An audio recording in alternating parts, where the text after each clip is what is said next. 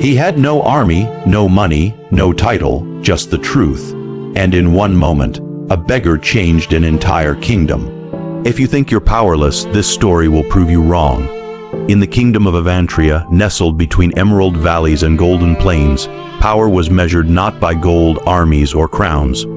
By legacy, kings came and went, battles were won and lost, and history inked its pages with tales of valor and betrayal. Yet none of them had ever truly changed Avantria, until a beggar did. This is not a story of riches earned or wars fought. It is a story of one decision, one soul, one choice that turned the tides of destiny. And if you've ever doubted the power within you, let this story awaken it. If you're someone stuck between fear and courage, between staying silent and speaking up, between surviving and living, then stay with me, because by the end of this tale, you'll no longer wonder if you can change your world. You'll know you can. The power of transformation isn't locked in palaces. It lives within the choices of the most ordinary hearts. Let us now go back to the time of King Alduran, ruler of Avantria, a man both feared and adored. His kingdom thrived in trade and military might, but the people whispered of his coldness, his eyes that held the chill of snow, and a heart seemingly carved from stone. Justice in his reign was swift, and mercy rarely dared to speak its name. In this realm of gold and sword, a beggar's presence was an unwanted blemish, a reminder that not all enjoyed the fruits of the kingdom's splendor. In the dusty corners of the capital, beneath stone archways and beside overflowing marketplaces, sat a man named Cavi. His face was shaded with grime, his eyes hidden under a woven hood, and his bowl, cracked and empty, rarely received more than the occasional coin tossed from guilt. Most called him mad, others invisible, but none knew his story. Cavi hadn't always lived in rags. Years ago, he had been a scribe in the royal court. Talented, soft, spoken, and observant, he wrote speeches for dukes, drafted scrolls of law, and even inscribed poems for Queen Elenya before she passed away. But a false accusation, made by a jealous noble whose words outweighed Cavi's, turned his life to ashes. Stripped of title, home, and rights, he was cast out with nothing but his name and silence. And he chose silence not because he was weak, but because he believed truth would rise with time. But truth, he learned, often sleeps when no one dares to shake it awake. For 13 years he wandered Avantria as a ghost of the palace he once walked. While kings dined and nobles danced, Cavi learned the lives of merchants, children, prisoners, and priests. He listened, he watched, and quietly he understood more about the kingdom than its rulers ever had. One cold morning, as the capital buzzed with the coming festival of unity, a decree rang through the city. His Royal Highness, King Alduran, shall address the people on the day of radiance. Any soul, noble or common, may step forward with a plea or proposal before the court. It was a tradition rarely honored, but this year something was different. Whispers spread that the king sought change, not for the sake of justice, but legacy. He had no heir, and as the years weighed upon his shoulders, he pondered the stain his reign might leave behind. That same night, Cavi sat beneath the statue of Elenya in the palace garden, as he often did in secret. A gardener who once admired his poems still let him sneak in after sunset. And as the moonlight kissed marble cheeks, Cavi finally made his choice. He would speak, not for vengeance, not to reclaim his honor, but because he believed a single voice, backed by truth, could pierce even a king's silence. The days leading to the festival passed quickly. The capital transformed into a tapestry of silk banners, fire, dancers, and golden chariots. Nobles arrived from far provinces, priests offered blessings, and children tossed petals in celebration. And amid this vibrant tide, a beggar washed his robe, trimmed his beard, and stood taller than he had in years. When the day of radiance dawned, sunlight bathed the marble court. The great square overflowed with onlookers, eager for spectacle. King Alduran sat upon his obsidian throne, draped in royal crimson, flanked by armed guards and watchful ministers. one by one. Citizens stepped forward. A merchant begged for lower taxes. A widow asked for protection of her land. A young inventor unveiled a contraption that made fire dance in glass. And then silence fell. A man in worn linen robes, patched at the elbows, and sandals weathered by years of dust, stepped into the center. Gasps and laughter rippled through the crowd. A beggar in the court of Avantria. Guards moved forward, but the king raised his hand, let him speak. Alderaan said, his voice a calm wave over the restless crowd. Kavi met the king's eyes not with defiance, but with clarity. He bowed, not in servitude, but in grace. My name is Kavi. I once served this court, and I am here not to accuse, but to awaken. The hush was total. Even the birds seemed to pause in their flight. Your Majesty, Kavi began, for 13 years I have lived among those your ministers never mention. I have eaten the bread of beggars, knelt in the prisons of the wrongly accused, and listened to children weep for fathers taken by your wars. And in this silence, I have seen your kingdom not as it shines, but as it suffers. A murmur stirred. You are a king of power, but not yet of people. You have built walls of stone, but not bridges of hope. You rule with order, but forget that justice without compassion is tyranny dressed in law. A guard stepped forward again, but Alderaan motioned for restraint. His face was unreadable, and yet, Kavi continued, voice steady, I do not come to break your crown.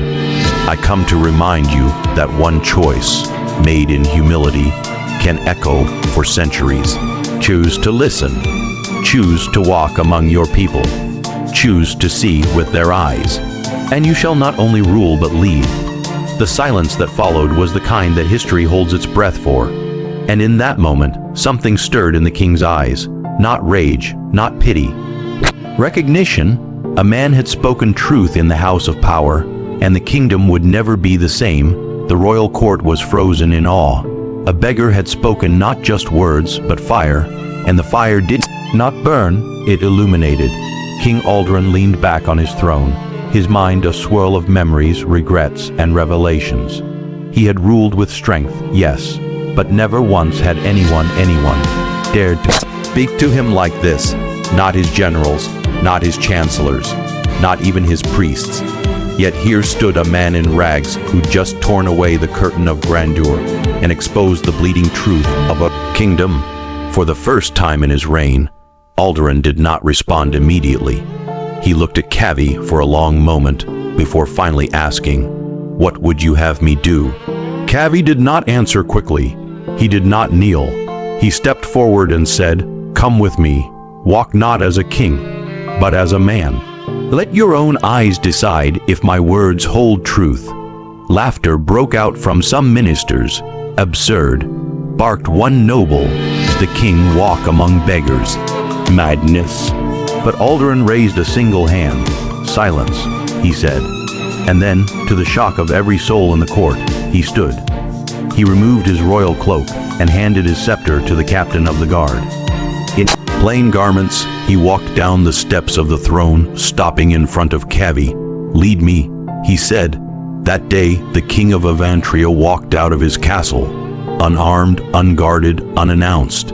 Kavi led him through alleyways choked with poverty, through infirmaries where the sick lay forgotten, and through prisons echoing with stories no court had heard.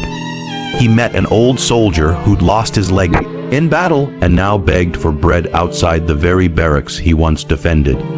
He watched a child steal fruit to feed a sister dying of fever. He saw orphans forced into labor while tax collectors looked the other way. Kavi did not tell these stories. The people did.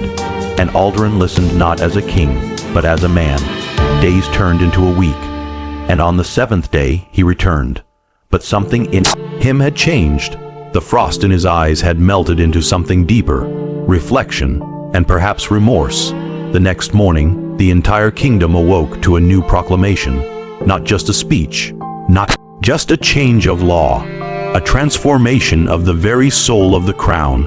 "I have seen," the king declared from the steps of the palace, his voice echoing across the square, that ruling from towers blinds the heart to the valleys. I have heard the weeping of my people, and I vow, the crown shall now carry not just the sword, but the burden of every soul within this land. He named Kavi his advisor, not in title, but in truth. Not in palace robes, but as the voice of the people. And then the real work began. A new council was formed, one that included laborers, teachers, healers, farmers, and former prisoners who had been wrongly convicted. Laws were rewritten not to favor the rich, but to protect the poor. Education became free for all children, and those falsely imprisoned were granted trials. War taxes were reduced, and weekly, the king walked into the city square not to give orders, but to listen. At first, nobles resisted. They called him foolish, weak, even dangerous. But as time passed, something shifted. Crime dropped, not because of harsher punishments, but because people finally believed justice was possible. Markets flourished, not with inflated gold, but with fair trade and opportunity. The people of Avantria didn't just obey their king anymore, they followed him. And through it all, Kavi remained at the king's side, still in simple clothes, still silent more often than not. But when he spoke, people listened, because he reminded them that power was not meant to rule over, but to lift up. Years passed. The legacy of King Alduran grew.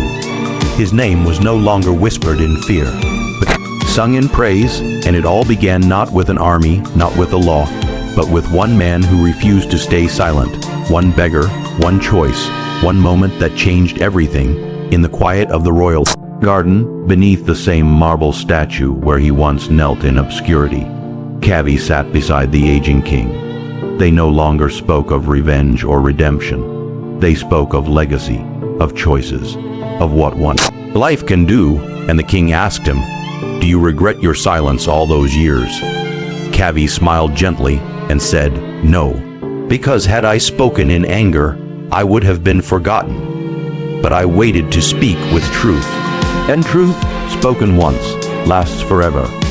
Years flowed like rivers through the kingdom of Avantria, and the story of a beggar turned advisor became more than a tale. It became the root of a revolution. In values, what began as a choice on a dusty morning became the very pulse of a nation's transformation.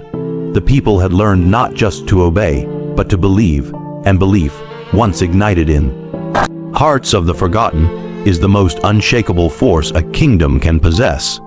King Alduran ruled for another 10 winters after the day he walked the streets with Kavi.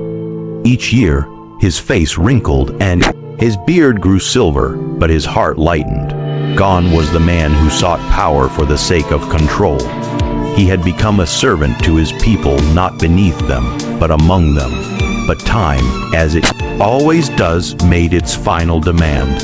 In his last days, Alduran summoned his council for one final audience. Nobles, merchants, farmers, even children came to the great hall, now redesigned not as a towering display of dominance, but as an open forum for voices from all walks of life. At the center of it all sat Kavi, older now, his eyes wise and steady, still wearing the same simple robe, stitched with the patches of his past. With a quiet breath, Alduran spoke.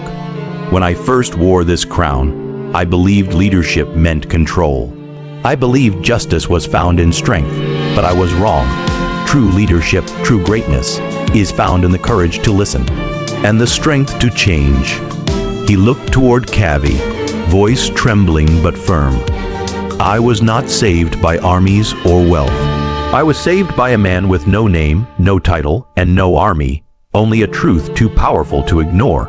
The room fell silent, many moved to tears, and with his final royal act, King Alduran did what no king had ever done in Avantria. He laid his crown not upon the head of a noble, not on a warrior's brow, nor the son of bloodline, but in the center of the chamber. From this day forth, he declared, "No crown shall rest alone on one head. Avantria shall be led by counsel, not command. Power will rest with the people, and the voice of the forgotten shall forever be the voice of this land." It was an ending and a beginning. A new era rose where power was shared, and decisions were forged not in chambers of gold, but around fires where farmers spoke, and teachers taught, and laborers dreamed. Kavi never accepted a title. When asked why, he would say, "You don't need a title to lead. You just need the truth and the courage to speak it." He returned to the village where he was born, built a school under a tree, and taught children the lessons that had once been denied him, lessons of dignity, justice, listening, and the immense power of a single choice. Over time, he faded into legend. Statues were built, poems were written, plays performed, but in the hearts of the people, he remained not a hero but a reminder that power does not reside in palaces. It walks in rags among the streets, that transformation does not begin with armies, but with understanding, and that a single voice, rising from the dust, can shift the course of empires. Now, dear listener, you have heard the tale, the beggar who became the voice of a kingdom, the king who became a servant of the people, the kingdom that remembered what greatness truly means. But remember this, stories are not for shelves or scrolls. They are sparks, waiting to become fire in the hearts of those who still believe. So ask yourself, here and now, what is the one choice you've been afraid to make? What truth burns quietly in your chest, waiting to be spoken?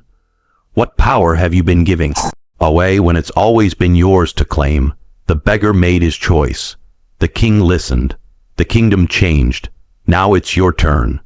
Because no matter how small you feel, no matter how forgotten you've been, no matter how long you've been silent, you are always one decision away from changing your world. Make it.